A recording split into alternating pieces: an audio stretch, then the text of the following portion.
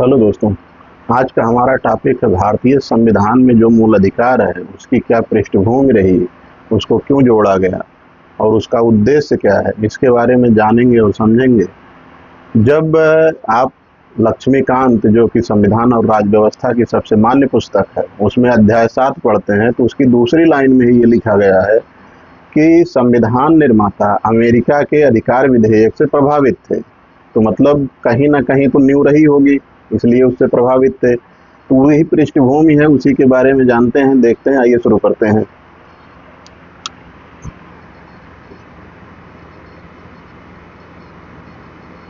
मूल अधिकार।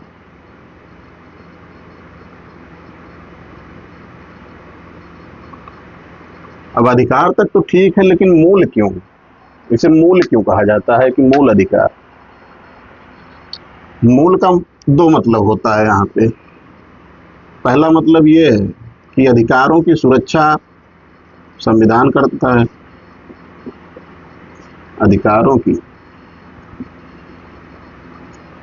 सुरक्षा संविधान द्वारा, कि अगर अधिकार का उल्लंघन होता है तो उसकी सुरक्षा संविधान द्वारा, पहली बात। दूसरी बात, किसी व्यक्ति के चौमुखी विकास के लिए, किसी व्यक्ति के चौमुखी विकास के लिए ये आवश्यक है। तो चौमुखी विकास क्या होता है? मान लीजिए कोई व्यक्ति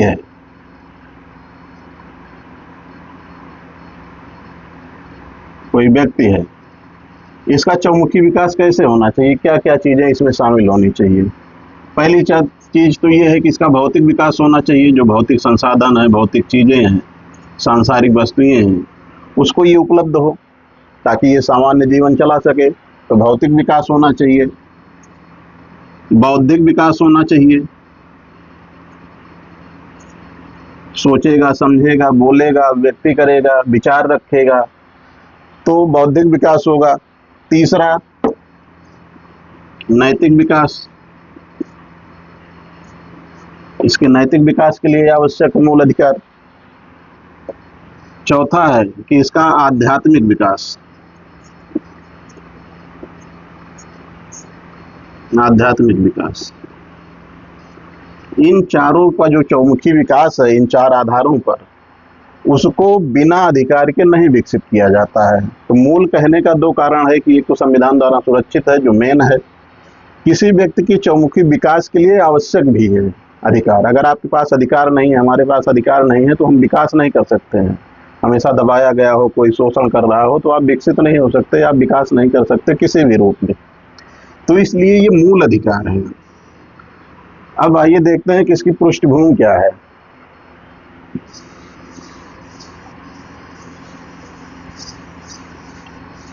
संविधान निर्माता क्यों अमेरिका के अधिकार विधेयक से प्रभावित थे? ऐसा क्या था अमेरिका के अधिकार विधेयक में जिसको भारत में शामिल किया गया, भारतीय संविधान में शामिल किया गया? पृष्ठभूमि।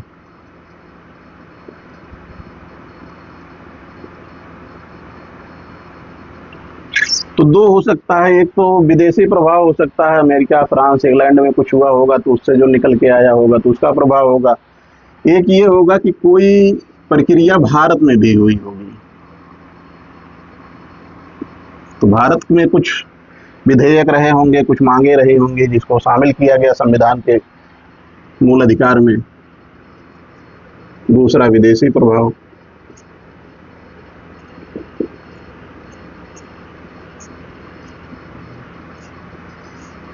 विदेशी प्रभाव में जो पहला प्रभाव आता है वो आता है 1215 का। 1215 का मैग्ना कार्टा, इंग्लैंड में। किसके द्वारा? किंग जॉन द्वारा। वहाँ का एक राजा रहता है, उसके द्वारा ये जारी किया जाता है, मजबूरन जारी किया जाता है। इसका कोई शौक नहीं था कि जारी कर दे। दूसरा ये होता है कि 1689 में इंग्लैंड में ही इंग्लिश बिल ऑफ राइट आता है, इंग्लिश बिल ऑफ राइट आता है। कौन लाता है? यहाँ का किंग होता है William of orange,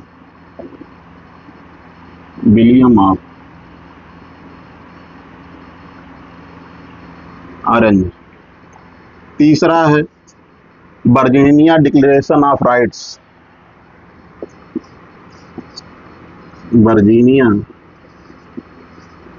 declaration of right 1776। कहाँ? अमेरिका।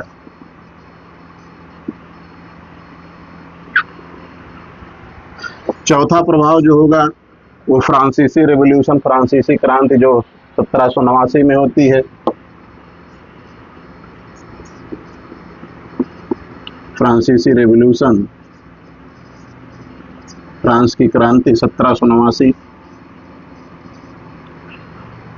जो सबसे ज्यादा महत्वपूर्ण और जिसका संविधान निर्माताओं पे प्रभाव रहा वो ये रहा कि बिल ऑफ राइट,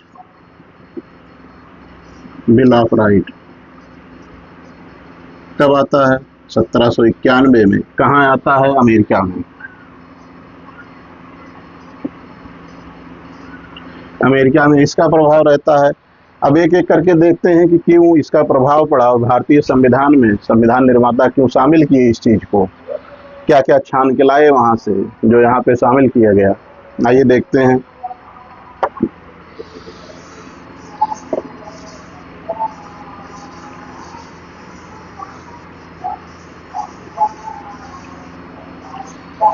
बारह सौ 13वीं शताब्दी की बात का समय है। यहाँ इंग्लैंड में फ्यूडलिज्म, फ्यूडलिज्म मतलब सामंतवाद, सामंतवाद का समय है। सामंतवाद जैसे भारत में जमींदार होते थे कि कुछ भूभाग लेके राजा को सेवा देना, राजा उनको कुछ भूभाग देता था, उससे वो कर वसूलते थे, उसके बदले राजा को वो सैनिक सेवा और अन्य सेवाएं प्रदान करते थे। लेकिन किंग जॉन इतना निरंकुश हो चुका था कि हर निर्णय में इसी के हाथ, निर्णय एक व्यक्ति में केंद्रित, निरंकुशता इतनी ज्यादा कि सामंतों का भी रहना मुश्किल हो गया। आम जनता की तो बात छोड़िए, सामंतों का रहना मुश्किल हो गया। तो सामंत क्या करेंगे? विद्रोह कर देंगे। अब सामंतों के विद्रोह का परिणाम था ये 1215 का जो मैग्ना कार्टा है, ये विद्रोह का परिणाम था। तो इसमें किया क्या गया? जो प्रावधान, मुख्य प्रावधान था, यहीं से कहा जाता है कि कानून के शासन की शुरुआत होती है। क्यों? इसी में ये प्रावधान किया गया था कि किसी को बिना कानून के बंदी नहीं बनाया जा सकता है, किसी को बिना कानून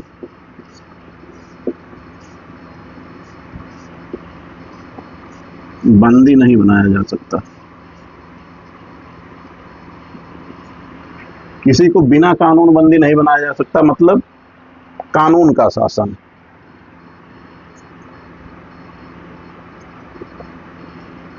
कानून का शासन।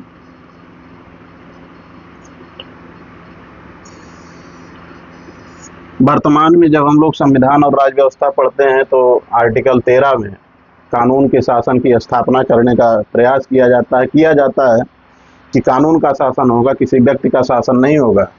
तो यहाँ व्यक्ति का शासन था। इस मैग्ना कार्टा के माध्यम से कानून के शासन की शुरुआत होती है। मैग्ना कार्टा जहाँ भी ये पहला अधिकार पत्र था कि किसी को अधिकार दिया गया, इसीलिए भाग 3 को भारतीय संविधान का मैग्ना कार्टा कहा जाता है। और जहाँ भी अधिकारों की बात आएगी, अधिकारों से संबंधित अगर कोई दस्तावेज जारी किया जा रहा है, उसमें अधिकार व्यक्तियों को मिल रहा है, जनता को मिल रहा है, तो उसे मैग्ना कार्टा ही कहा जाता है। तो कानून का शासन आया, व्यक्ति पर नियंत्रण, व्यक्ति पर नियंत्रण, निरंकुशता पे नियंत्रण, ये तो रहा 1215 का मैग्ना कार्टा, जिसे किंग जॉन द्वारा जारी किया गया था और कानून के शासन की नींव रखी गई थी। इसके बाद का जो अधिनियम है जिससे भारतीय संविधान निर्माता प्रभावित थे, वो ये था कि 1688 में इंग्लैंड में एक क्रांति होती है जिसे ग्लोरियस क्रांति कहा जाता है, ग्लोरियस रिवॉल्यूशन।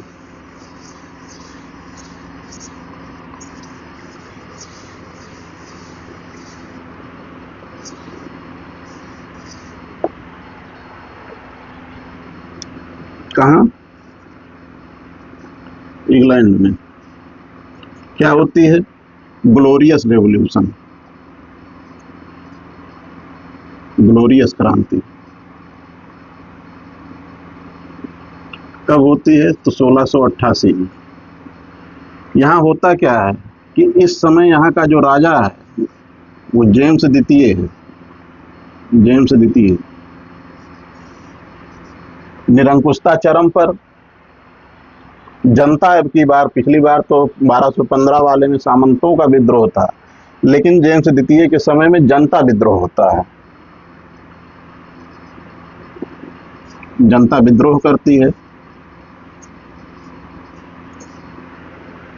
विद्रोह हमेशा मुख्यतः राजनीतिक सत्ता के परिवर्तन के लिए ही किया जाता है कि जब भी कोई विद्रोह होता है तो राजनीतिक सत्ता में परिवर्तन होता है। तो राजनीतिक सत्ता में परिवर्तन होगा तो कोई राजा बदलेगा।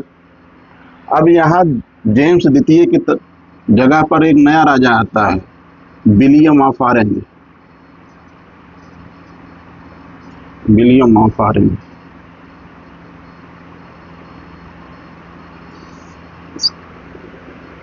अब सत्ता परिवर्तन हुआ है, विलियम ऑफ ऑरेंज वहां का नया राजा बना है। क्योंकि अब इसको प्रावधान तो कुछ करना है, अधिकार देना है जनता को, तो क्या अधिकार लेके आएगा, क्या बिल लेके आएगा? तो ये इंग्लिश बिल ऑफ राइट लेके आता है।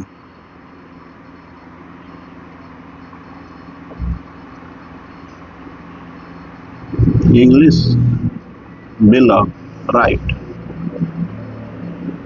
कब? 1689 में। इसमें प्रावधान क्या क्या किया गया? पहली चीज तो ये कहा गया कि जनता की मांग थी इस समय कि राजा निर्णय नहीं लेगा, अब संसद निर्णय लेगा। जो संसद बना है वो संसद निर्णय लेगा और वही सर्वोच्च होगा। तो पहला जो प्रावधान किया गया वो संसद की सर्वोच्चता, संसद की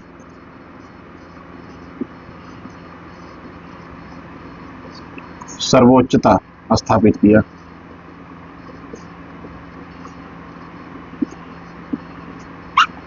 कहा जाता है कि ब्रिटिश संसद को इतने अधिकार प्राप्त हैं, वो महिला को पुरुष और पुरुष को महिला बनाने को छोड़ के बाकी कुछ भी कर सकती है।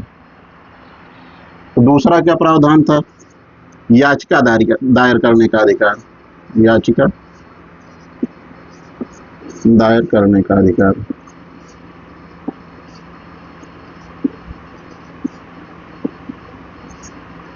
दूसरा प्रावधान। तीसरा प्रावधान ये था कि निष्पक्ष चुनाव की मांग की गई। निष्पक्ष एवं स्वतंत्र चुनाव। निष्पक्ष एवं स्वतंत्र चुनाव।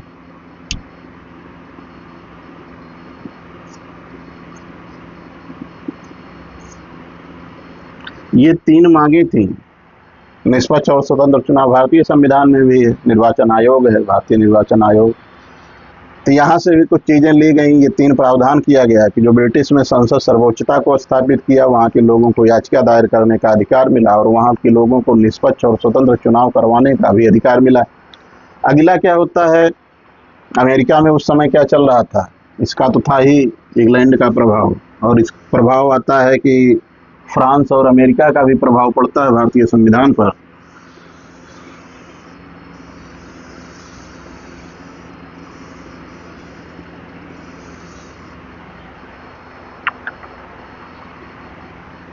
जॉर्ज मेसन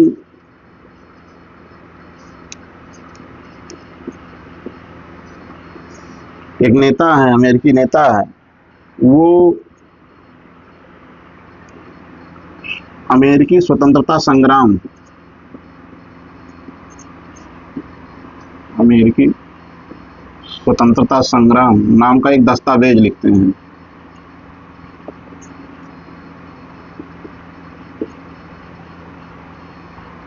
उसी में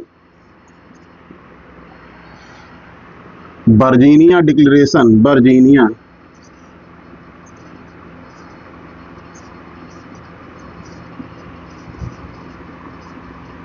वर्जीनिया डिक्लेरेशन ऑफ राइट 1776, अधिकारों पर वर्जीनिया घोषणा पत्र। इस अधिनियम में दो चीजों को शामिल किया गया कि हर व्यक्ति का एक प्राकृतिक अधिकार होता है और एक उसका जन्मजात अधिकार होता है। पहली बार लिखित रूप में यहीं पर मेंशन किया गया कि प्राकृतिक अधिकार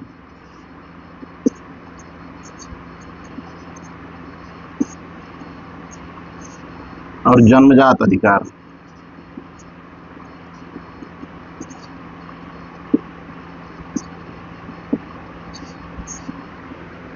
ये पहला बार ऐसा था कि अधिकारों को किसी दस्तावेज में शामिल किया गया था कि ये होना चाहिए। इसके बाद ये तो था ही, फ्रांस में भी क्रांति उस समय चल रही थी, 1789 की जो क्रांति है, जिसमें स्वतंत्रता, समानता और बंधुत्व का नारा चल रहा था, उसका भी प्रभाव था भारत के संविधान पर। संविधान निर्माता उसको भी शामिल किए। तो 1789 की फ्रांस क्रांति,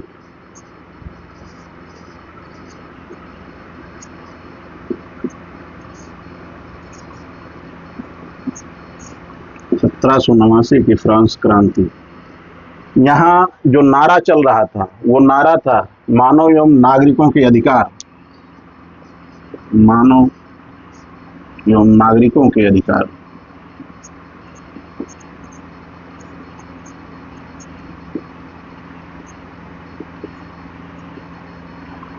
एक मानव के रूप में उसके क्या अधिकार होंगे, एक नागरिक के रूप में उसके क्या अधिकार होंगे, ये वहां पे मांग चल रही थी। इसमें से जो निकल के आता है वो स्वतंत्रता, समानता और बंधुत्व, तीन चीजें निकल के आते हैं जो भारतीय प्रस्तावना में भी शामिल है।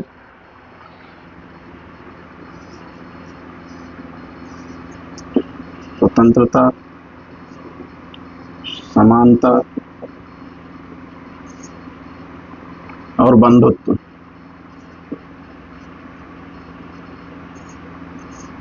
ये तीन चीजें निकल के आती हैं और ये तीनों चीजें भारतीय संविधान में शामिल हैं। बंधुत्व राष्ट्रीय एकता, अखंडता के लिए आवश्यक है, भाईचारा के रूप में। समानता के सब समान है, कानून की नज़र में भी, समाज की नज़र में भी। स्वतंत्रता है उनको बोलने की, अभिव्यक्ति की, प्रेस की, फलान अन्य चीज़ों की स्वतंत्रता है, इसको यहाँ भी शामिल किया गया। जो संविधान निर्माताओं पे प्रभाव पड़ता है, सबसे ज़्यादा प्रभाव पड़ता है, इन सबका तो प्रभाव था ही, जो सबसे ज़्यादा प्रभाव पड़ता है वो बिल ऑफ राइट है अमेरिका का, जो 1791 में आता है।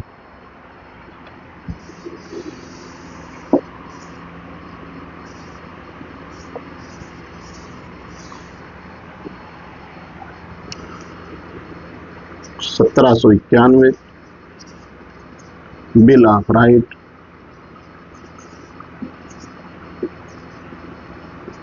अधिकारों का अधिनियम।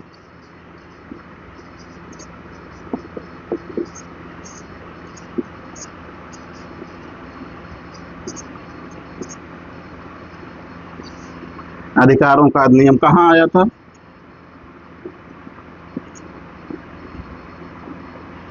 अमेरिका में। ये पहला कदम ऐसा था कि जो अधिकारों को लिखित संविधान में शामिल करने का जो शुरुआत हुई, अधिकार को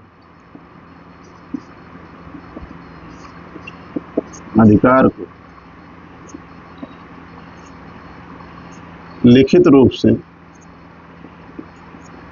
संविधान में शामिल किया गया।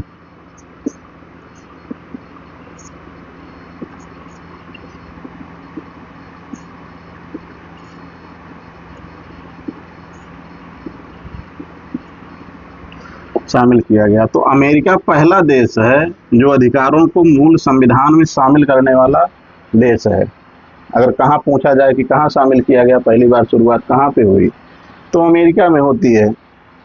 इसी का प्रभाव संविधान निर्माताओं पे पड़ता है, सर्वाधिक प्रभाव।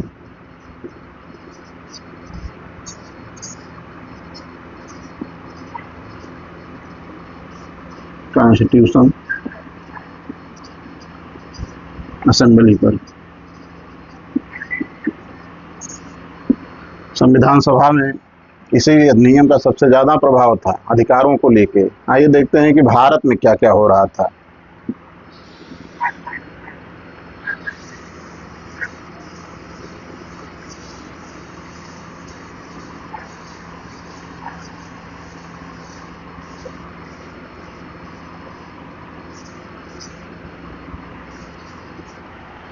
भारत में जो शुरुआत होती है अनौपचारिक रूप से, भारत में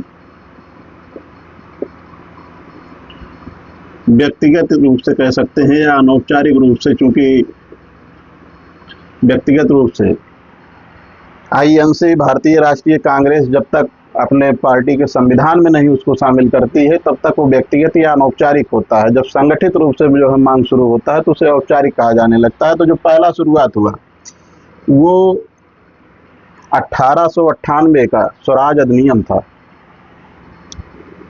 1898 में, या ये कह सकते हैं कि भारतीय संविधान विधेयक, भारतीय संविधान विधेयक, इसी को स्वराज विधेयक भी कहा जाता है।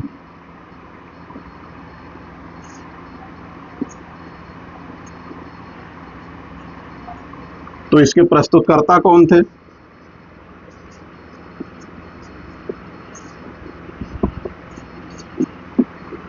प्रस्तुतकर्ता थे तिलक साहब, बाल गंगाधर तिलक साहब।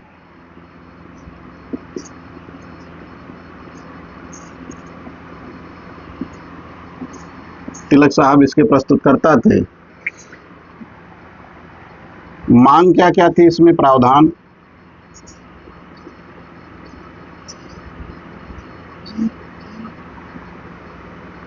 ये संविधान लाने का जो आधार बना था वो 1878 का वर्नाकुलर प्रेस एक्ट जो आया था, उसमें भारतीय भाषाओं के जितने भी संपादन करने वाले समाचार पत्र थे जो भारतीय भाषा में संपादित होते थे उसको रोक लगा दिया था वर्नाकुलर ने।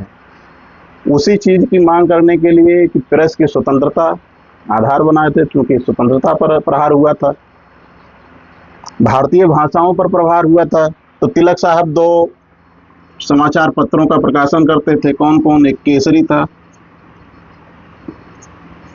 एक मराठा था।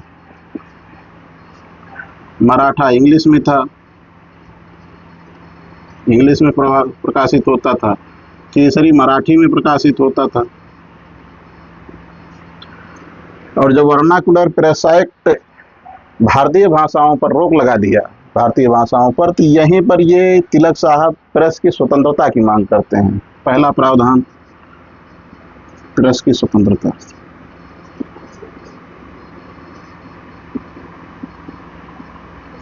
कि प्रेस की स्वतंत्रता होनी चाहिए।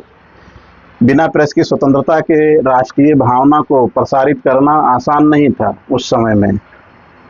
तो प्रेस की स्वतंत्रता होनी चाहिए। प्रेस की स्वतंत्रता के साथ बोलने और समानता का दूसरा था, बोलने का अधिकार।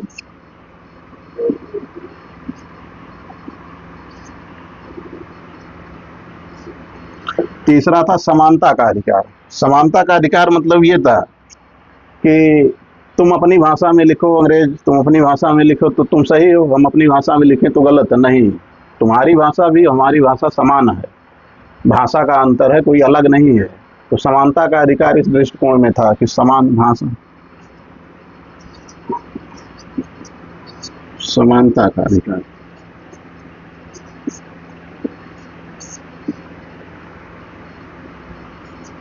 इन सब के लिए क्या चाहिए? व्यक्तिगत स्वतंत्रता चाहिए।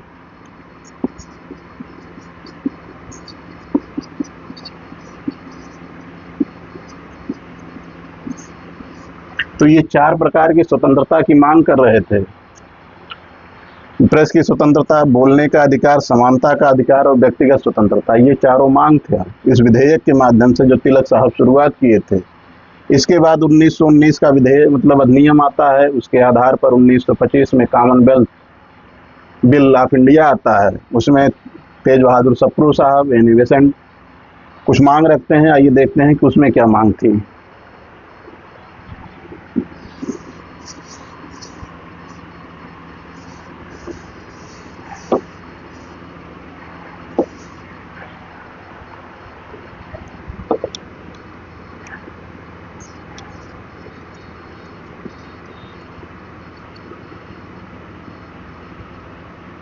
कॉमनवेल्थ बिल ऑफ इंडिया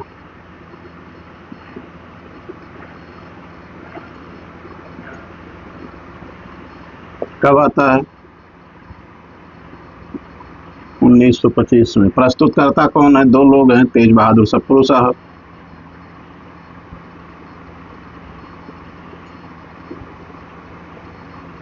तेज बहादुर सप्रू साहब और एनी बेसेंट। इसमें डोमिनियन राज्य की मांग की शुरुआत यहीं से होती है। हालांकि ये अधिनियम कभी पारित नहीं हुआ था, लेकिन इसमें जो मांग की गई थी, इसमें भी स्वतंत्रता की मांग की गई थी। जो पहली स्वतंत्रता की मांग की गई थी, इसमें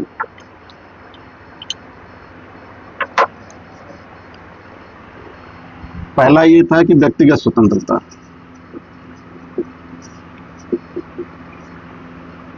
व्यक्तिगत स्वतंत्रता।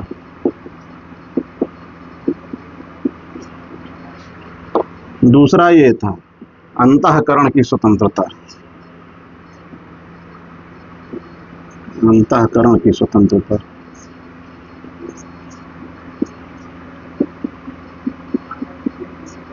अंतःकरण की स्वतंत्रता। तीसरा ये था, जो तीसरा प्रावधान इसमें था जो है कॉमन इंडिया बिल में, वो कानून के समक्ष समानता। कानून के समक्ष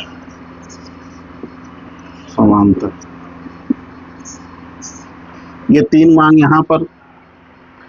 फिर 1925 में इस बिल के बाद 27 में साइमन कमीशन आता है, कमीशन आयोग आता है। उसके बाद जो है नेहरू रिपोर्ट आती है, जो मोतीलाल नेहरू समिति बनी थी संविधान को बनाने के लिए। उसमें भी कुछ प्रावधान किए गए थे, तो उसको देखते हैं।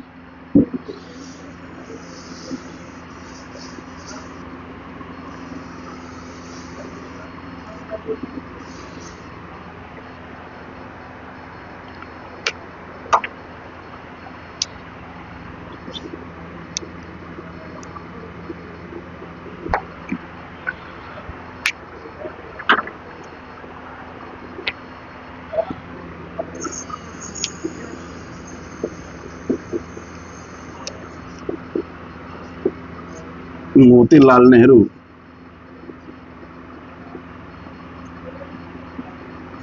समिति किस लिए बनी थी? संविधान निर्माण के लिए। लॉर्ड बर्केनहेड उस समय का विदेश सचिव था, भारत में भारत सचिव था। वो चुनौती देता है कि भारत अपना संविधान बना ले। चुनौती देता है तो भारतीय उस चुनौती को स्वीकार करते हैं। मोतीलाल नेहरू समिति का गठन किया जाता है। इसी समिति द्वारा एक रिपोर्ट प्रस्तुत की जाती है, जिसे नेहरू रिपोर्ट कहा जाता है। नेहरू रिपोर्ट कहा जाता है। कब? 1928 में। 1928 में जब ये रिपोर्ट प्रस्तुत की जाती है तो इसमें कुछ मांग की जाती है। पहला ये था कि वयस्क मताधिकार होना चाहिए।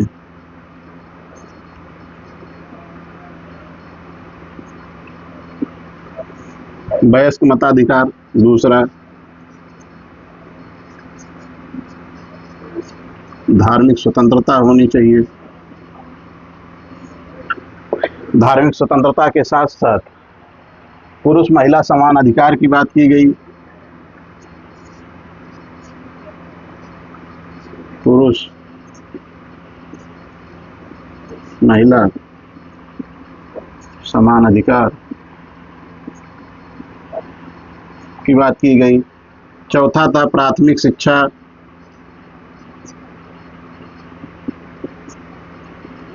प्राथमिक शिक्षा एवं निःशुल्क शिक्षा का अधिकार, निःशुल्क शिक्षा का अधिकार।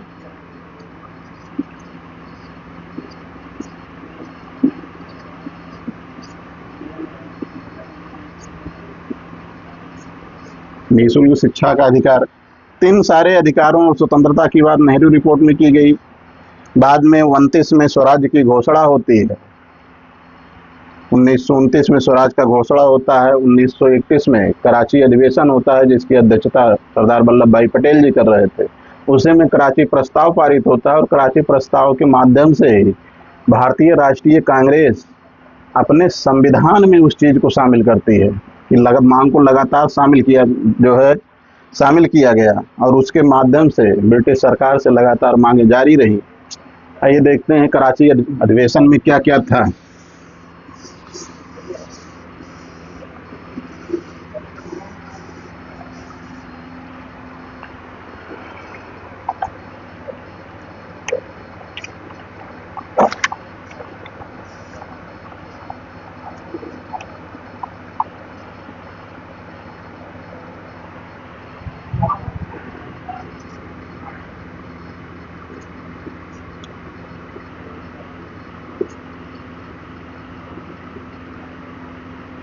कराची अधिवेशन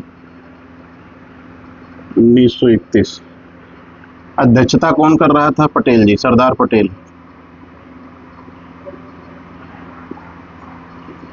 यहीं पर एक प्रस्ताव पारित होता है जिसे कराची प्रस्ताव कहा जाता है।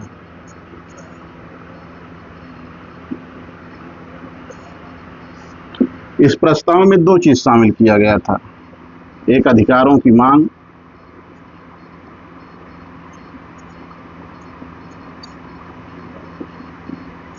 एक आर्थिक कार्यक्रम।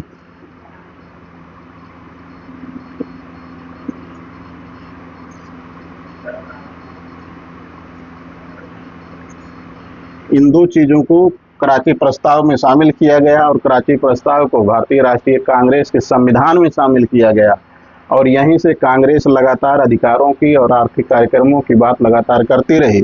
ब्रिटिश सरकार से बाद में जब संविधान सभा का गठन किया गया तो उसमें जो है मूल अधिकारों पर सलाहकार समिति का गठन किया गया, उप समिति का गठन किया गया और फिर अलग अलग जगहों से अलग अलग चीज़ों को छांट के जो पढ़े थे हम लोग पिछली बार पीछे, उसको भारतीय संविधान में शामिल किया गया। आइए देखते हैं कि आज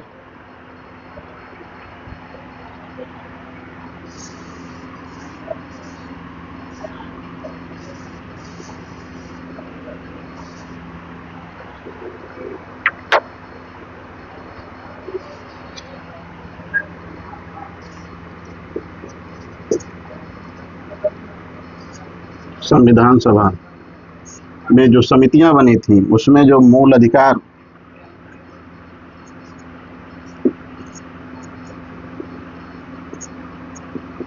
अधिकार पर सलाहकारी समिति गठित की गई।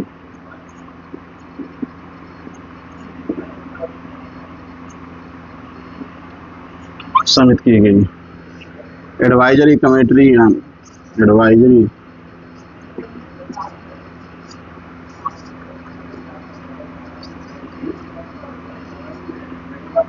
Advisory committee on fundamental right.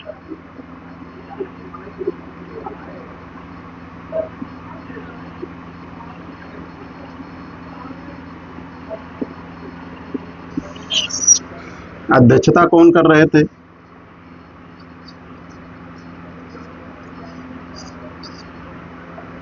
Sardar Vallabh भाई पटेल साहब। सरदार वल्लभ भाई पटेल।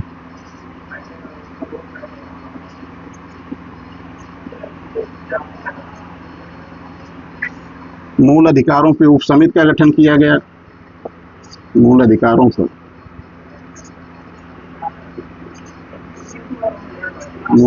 पर उप समिति।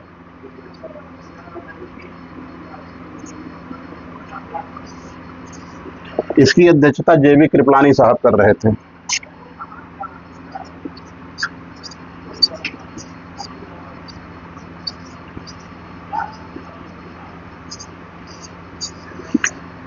मूल अधिकारों पर उप समिति की अध्यक्षता JB कृपलानी साहब कर रहे थे। फिर यही दोनों समितियां अलग अलग जगहों से अलग अलग अधिकारों को जो हमारे लिए आवश्यक था उसको छांटी, बनाई, संविधान में शामिल की, अपनी तरफ से चीज़ों को ऐड किया गया और मूल अधिकार को बनाया गया, जिसे भारतीय संविधान के भाग 3 में शामिल किया गया और उसी भाग 3 को भारतीय संविधान का मैग्ना कार्टा कहा जाता है। आइए देखते हैं कि भाग 3 में क्या है, क्या वर्णित है। सामान्य परिचय लेते हैं।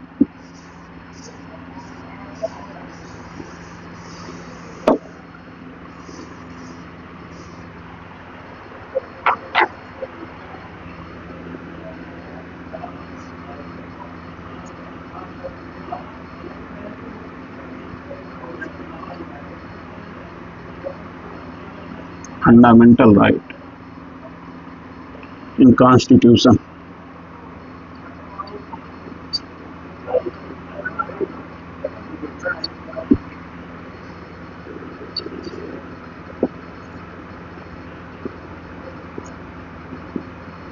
मूल अधिकार कहाँ वर्णित है? संविधान में कहाँ वर्णित है? भाग 3।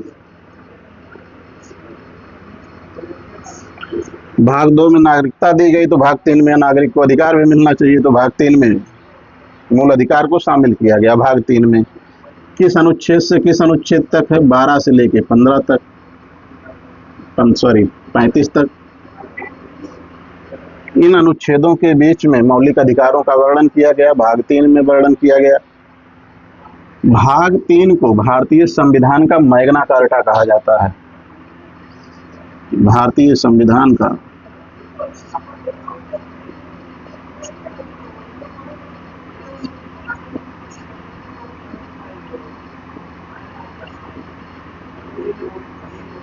मैग्ना कार्टा कहा जाता है। क्यों? क्योंकि ये अधिकार देता है। और मैग्ना कार्टा शब्द कहाँ से आया था? ये लोग शुरुआत में देखे कि मैग्ना कार्टा शब्द कहाँ से आया था। प्रभावित कहाँ से है? अमेरिका के अधिकार विधेयक से। अमेरिका के अधिकार विधेयक से। दुनिया का सबसे विस्तृत वर्णन है भारतीय संविधान में मूल अधिकारों में का जो वर्णन है, ये दुनिया का सबसे विस्तृत वर्णन है। दुनिया का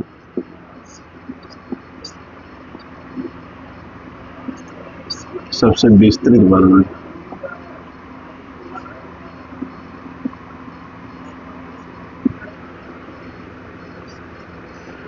अमेरिका के अधिकार से विधेयक, जो अमेरिका का अधिकार विधेयक है उससे प्रभावित है। दुनिया का सबसे विस्तृत वर्णन है। ये प्रत्येक व्यक्ति की मूल अधिकारों की सुरक्षा करता है। प्रत्येक व्यक्ति के मूल अधिकारों की सुरक्षा करता है।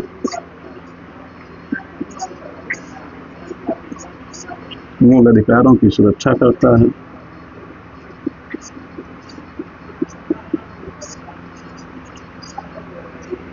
न्यायोचित है।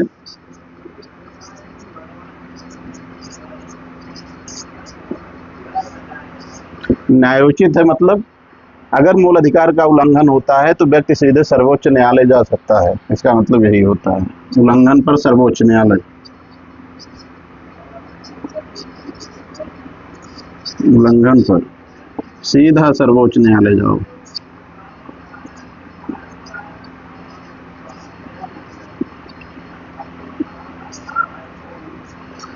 सर्वोच्च न्यायालय ये न्यायोचित है।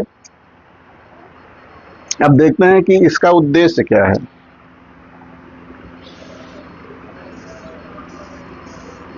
ये क्या स्थापित करने का प्रयास करता है? भाग 3 मूल अधिकार।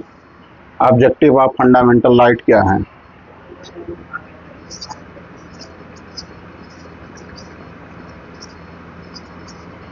फंडामेंटल राइट, मूल अधिकारों का उद्देश्य क्या है?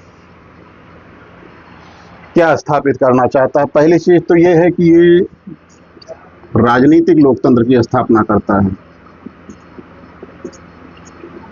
राजनीतिक लोकतंत्र,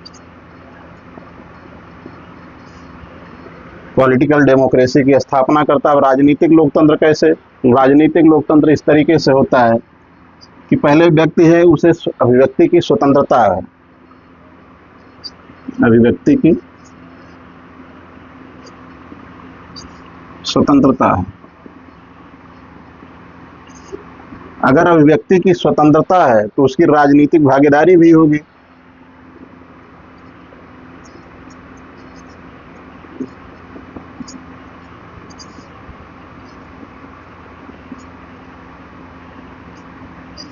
राजनीतिक भागीदारी भी होगी। तो राजनीतिक भागीदारी में क्या करेगा? इसे सरकार चुनने,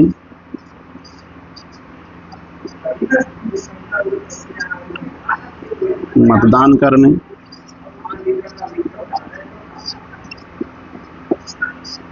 या सरकार में चुनाव लड़ने,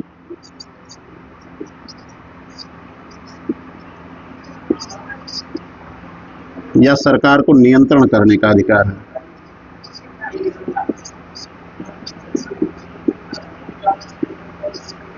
सरकार को नियंत्रण करने का अधिकार है। तो कोई व्यक्ति है, उसे अभिव्यक्ति की स्वतंत्रता है, तो वो चुनाव भी लड़ सकता है, मतदान भी कर सकता है, सरकार को अपनी मांगों को मनवा भी सकता है, सरकार चुन भी सकता है। तो वो राजनीतिक लोकतंत्र की स्थापना होता है। किससे? मूल अधिकारों से। जबकि आर्थिक और सामाजिक लोकतंत्र की स्थापना डीपीएसपी से होता है, राज्य के नीति निर्देशक तत्व से। तो यहाँ पर मूल अधिकार जो होते हैं वो राजनीतिक लोकतंत्र की स्थापना करते हैं। नेता बनाता है मूल अधिकार कि आप भी नेतृत्व कर सकते हैं। दूसरा जो सबसे बड़ा कारण है, कारण नहीं उद्देश्य है, वो देश की व्यवस्था बनाए रखता है। देश की व्यवस्था बनाए रखता है। कैसे? अब अगर सबको अधिकार है तो एक दूसरे से लड़ेंगे नहीं, कोई एक दूसरे को दबाएगा नहीं, एक दूसरे को शोषित नहीं करेगा, तो ये सारी चीजें नहीं होंगी, देश की व्यवस्था चलती रहेगी। तीसरा ये होता है कि राज्य के कठोर नियमों के खिलाफ, राज्य के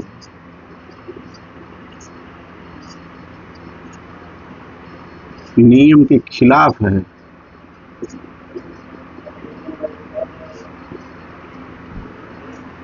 मूल अधिकार।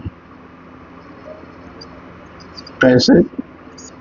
सरकार ऐसा कोई नियम नहीं बना सकती है जिससे किसी नागरिक की स्वतंत्रता या उसके अधिकार का उल्लंघन होता हो। तो सरकार पे नियंत्रण है एक प्रकार से मूल अधिकार। तो ये करेगा क्या? अगर नियंत्रण है तो यहाँ कानून का शासन होगा, व्यक्ति का नहीं। कानून का शासन व्यक्ति का नहीं कि एक व्यक्ति आए फैसला ले और उसी के अनुसार देश चले, ऐसा नहीं है। कानून का शासन होगा, व्यक्ति का नहीं। एक उद्देश्य भी है कि कानून का शासन होगा, व्यक्ति का नहीं। तानाशाही पे नियंत्रण, तानाशाही पर नियंत्रण। मूल अधिकार ये भी करता है कि कोई सरकार तानाशाह ना हो जाए, अपने अनुसार फैसले ना लेने लगे, तो तानाशाही पर नियंत्रण करता है। ये इसका उद्देश्य है। विशेषता देखते हैं, फिर प्रकार देखेंगे।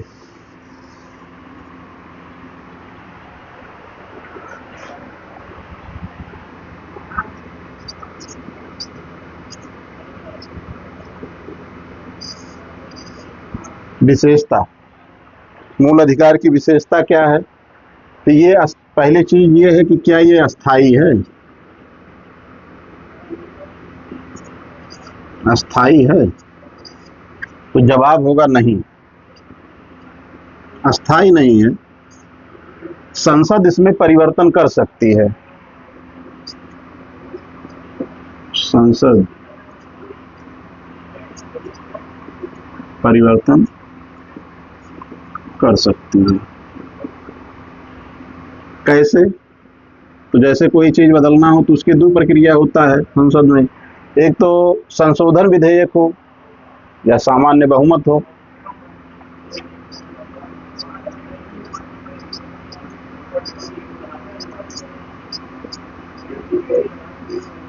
संशोधन विधेयक होता है, एक सामान्य बहुमत होता है।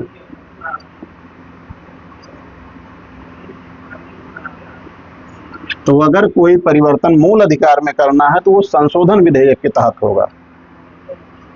केशवानंद भारती बनाम केरल राज्य जो 1973 में हुआ था, जिसमें सुप्रीम कोर्ट ने मूल ढांचे का नियम दिया था परिवर्तन, यहां भी शर्त है कि मूल ढांचा नहीं परिवर्तित होना चाहिए, मूल ढांचे पर प्रभाव नहीं।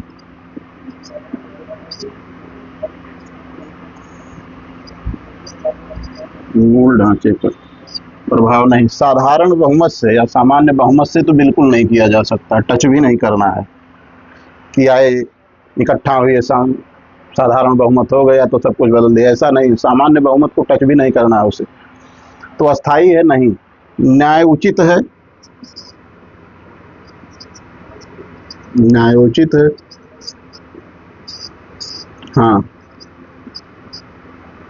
उल्लंघन होने पर सीधा सुप्रीम कोर्ट कि ये हमारे अधिकारों का उल्लंघन हो रहा है, इसकी आप सुरक्षा कीजिए, अस्थाई नहीं है। तीसरा क्या है? मान लीजिए देश में राष्ट्रीय आपात की घोषणा है,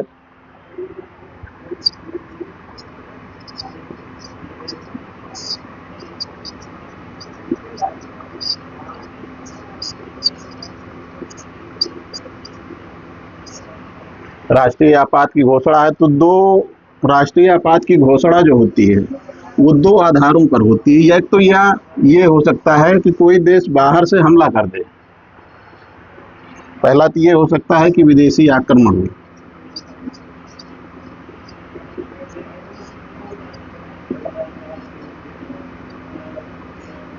दूसरा ये हो सकता है कि देश के भीतर सशस्त्र विद्रोह हो जाए, देश के भीतर सशस्त्र विद्रोह, सशस्त्र विद्रोह हो जाए तब आपात की घोषणा होगी। तो विदेशी आक्रमण जब के आधार पर राष्ट्रीय आपात की घोषणा होगी तब मूल अधिकारों पर क्या प्रभाव पड़ेगा। यहाँ दो अनुच्छेद हैं 20 और 21। इन दोनों अनुच्छेदों को छोड़ के सारे मूल अधिकार जितने भी होंगे सबको सस्पेंड कर दिया जाएगा।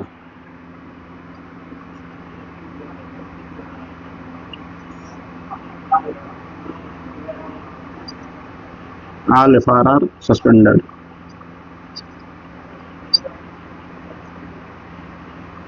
ये कंपलसरी नहीं है, ये सरकार के ऊपर है, अनिवार्य नहीं है कि सस्पेंड करना है, ये सरकार के ऊपर है करेगी या नहीं करेगी। देश के भीतर अगर सशस्त्र विद्रोह है तब क्या होगा? तो आर्टिकल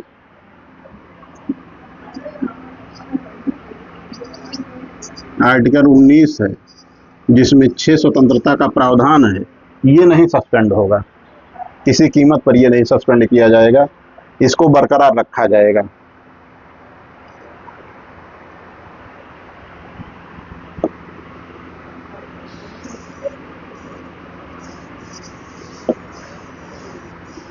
क्या इस पे प्रबंधन कोई है? इसको नियंत्रित किया जा सकता है? हाँ, युक्त आधार पर युक्त प्रबंधन किया जा सकता है।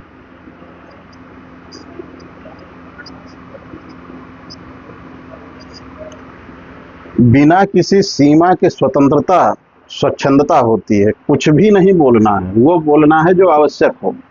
तो युक्त प्रबंधन किया जा सकता है, स्वच्छंद नहीं है, स्वतंत्र है, तो युक्त प्रबंधन है। लेकिन कौन युक्ति सही है और कौन युक्ति गलत है, किस आधार पर प्रबंधन किया जाएगा और किस आधार पर प्रबंधन नहीं किया जाएगा, इसका मतलब मतलब उचित और अनुचित।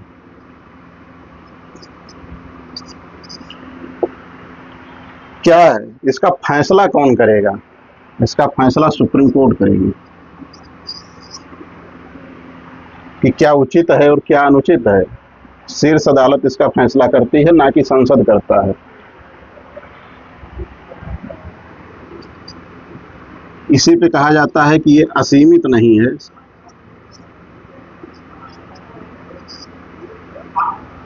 असीमित नहीं है, असीमित नहीं है ये। तो ये इसकी विशेषता है कि अस्थाई है, वाद योग्य है, जो कहा जाता है वाद योग्य या न्यायोचित।